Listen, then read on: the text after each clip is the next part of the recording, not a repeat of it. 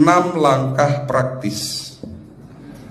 Ya, Bapak bisa lakukan di rumah mulai hari ini. Langkah pertama, mulai hari ini jangan makan malam, Pak.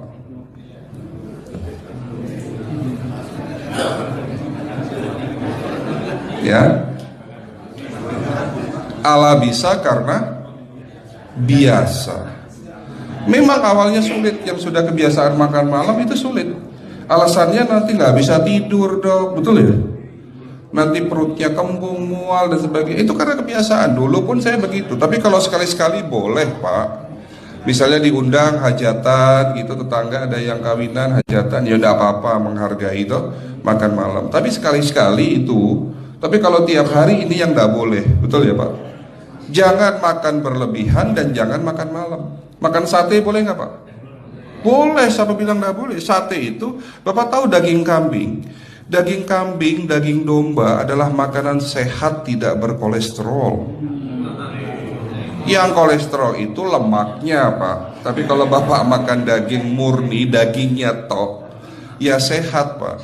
Yang nggak boleh itu santannya. Jadi makan gulai itu jangan, kalau gulai sate aja udah.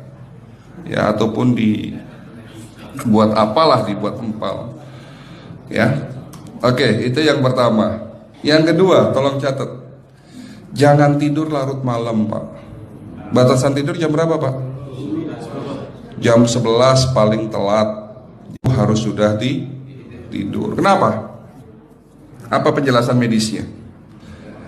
Orang yang tidur di atas jam 11 akan terganggu fungsi livernya, Pak. Dimana liver kita ini fungsinya banyak. Ya, ada 500 fungsi liver loh, Pak. Fungsi jantung ada berapa, Pak? Fungsi jantung 1. Fungsi jantung tugasnya untuk mompa darah. Fungsi ginjal ada berapa? 2. Absorpsi dan filtrasi. Fungsi liver 500 fungsi. Jadi organ yang paling berat dalam tubuh kita kerjanya adalah liver. Liver akan rusak manakala kalau kita tidur di atas jam 11 malam. Berarti 500 fungsi liver bisa rusak, Pak. Ini salah satu penyebab diabetes. Bukan hanya kerusakan pankreas, tapi rusaknya liver bisa jadi penyakit diabetes, Pak. Jadi kalau sakit diabetes itu, yang terganggu itu sebetulnya bukan hanya pankreasnya, livernya pun rusak, ususnya pun rusak. Makanya dalam pengobatan diabetes di klinik kami, itu bukan hanya ngobatin pankreas, tapi 3 organ penting ini saya obati: usus, liver, dan pankreas. Kebanyakan kenapa? Kalau dalam pengobatan tradisional, mereka tahunya diabetes itu hanya pankreas, ya kan? Tapi di sini dalam pengobatan holistik, orang yang kena liver itu 3 organ ini pasti rusak: usus, liver, dan pankreas. Salah satu penyebab dari kerusakan liver akibat kebiasaan tidur larut malam. Jadi salah satu penyebab diabetes pun bisa karena tidur larut malam. Ya, batasan tidur jam berapa? Sekali lagi, jam 11 harus sudah tidur pulas. Jadi jam 10, setengah 11 paling lambat kita harus tidur pulas.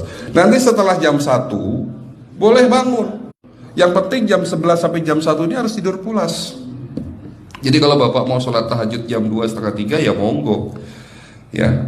Oke, itu yang kedua. Yang ketiga, air putih, Pak, dijaga 2 liter sehari. Bagaimana cara minumnya yang baik? Rasulullah sudah ngajarin kita ada 6 sunnah. Harus duduk, pakai tangan kanan, seteguk demi seteguk, membaca basmalah di saat minum, diakhiri dengan alhamdulillah, kan begitu.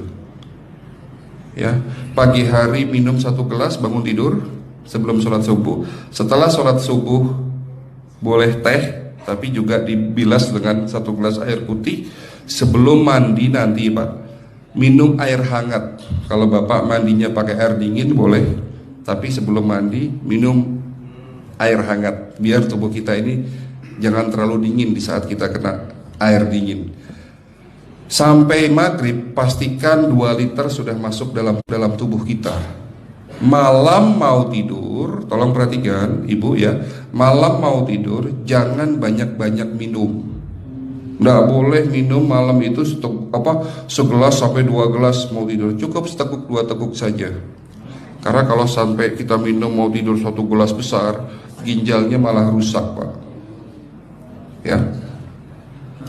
Oke, itu yang ketiga. Yang keempat, puasa. Lakukan puasa secara rutin, insya Allah kita sehat. Nah, untuk penjelasan atau materi puasa, nanti bisa hubungin staf saya. Nanti di bulan Ramadan tahun ini, kalau memang masih ada slot 1 sampai hari ke-20, saya bisa mengisi manasik kesehatan yang berkaitan dengan manfaat puasa untuk kesehatan. Insya Allah kalau memang masih ada slot waktunya, karena kita di bulan Ramadan hanya 20 hari kita mengisi manasik. Ya, oke, itu yang keempat. Langkah keempat. Langkah 1, 2, 3, 4. Langkah kelima. Nah, sebelum saya menjawab yang kelima, saya ingin membacakan sebuah sabda Rasulullah. Rasulullah bersabda, di dalam tubuhmu ada segumpal daging. Jika segumpal daging itu sakit, akan sakitlah seluruh tubuhmu. Dan jika segumpal daging itu rusak, akan rusaklah seluruh tubuhmu. Apa itu segumpal daging? Segumpal daging itu adalah hati. Tapi ternyata yang dimaksud Rasulullah itu bukan liver, Pak.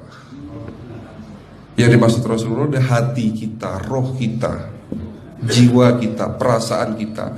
Kalau hati kita rusak, kita banyak penyakit hati, iri, dengki, sombong, takabur dan sebagainya. Penyakit fisik akan muncul dalam tubuh kita. Ya, tidak ada orang stres itu sehat, betul enggak, Pak? Tidak ada orang yang suka marah-marah itu sehat, betul enggak?